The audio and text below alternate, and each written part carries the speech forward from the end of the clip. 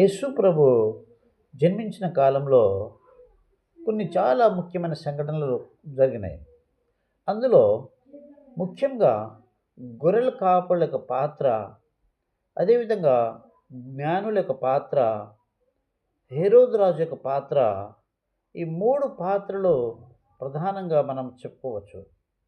ముందుగా గొర్రెల కాపరులకి లూకా సువార్త 2వ అధ్యాయంలో ఆ యొక్క గొర్రెల కాపరుల యొక్క పాత్ర ఉంటుంది. అక్కడ గొర్రెల కాపరులకి దేవదూత ద్వారా సువార్త ప్రకటించడం జరిగినది. దావీదు పట్టణమందు నేడు రక్షకుడు మీ కొరకు పుట్టినాడు, ఈయన ప్రభువైన క్రీస్తు అని. అయితే వారు వెంటనే బయలుదేరి ఆ యొక్క మరియ, యేసేపు, ఆ శిశువైనటువంటి యేసు ప్రభుని చూచి వారు ఆశ్చర్యపడి, వారు ఏదైతే విన్నారో, వారు ఏదైతే చూచారో అది ప్రచురించారు. అంటే సువార్తను తెలియపరిచారు. అంటే వారు దేవుని యొక్క వాక్యాన్ని ప్రకటించారు. అదేవిధంగా జ్ఞానులైతే ఆ నక్షత్రం ద్వారా యేసు ప్రభు జన్మించినటువంటి యొక్క ప్లేస్ చూసి కనుక్కోగలిగారు.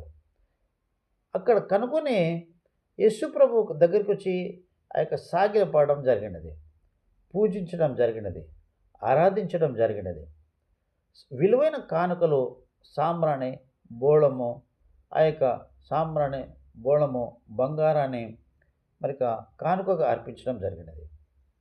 హేరోదు అయితే మాత్రము నాకంటే గొప్ప రాజు పుడతాడా అని ఎలాగైనా చంపాలని ఆ కాలంలో 2 సంవత్సరాల కంటే తక్కువ వయసు ఉన్నటువంటి పిల్లల్ని సంహరించడం జరిగినది. ప్రియమైన వాళ్ళరా, ఈ 3 పాత్రలు మనం ఎంతో నేర్చుకోవాల్సి ఉన్నది. ప్రియమైన వాళ్ళరా, అంటే గొర్రెల కాపరులు సువార్తను ప్రకటించాలని,